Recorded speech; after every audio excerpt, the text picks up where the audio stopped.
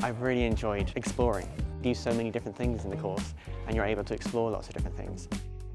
I'm on the TV and film set design course in my third year, and at the moment we're on our major project adapting a book that hasn't already been visualised in film or TV ourselves into basically a film or a feature film. I'm adapting a book called Perdido's Street Station, a steampunk kind of book with lots of different kind of creatures and quite an alien world kind of set in a metropolis.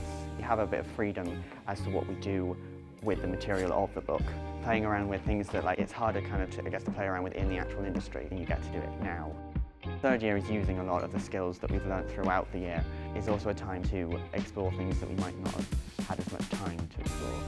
If you're thinking about joining the course, I'd say do. The freedom you get with exploring different things like concept visuals or storyboarding, and they really do encourage you to get out there and try different things and work with different people.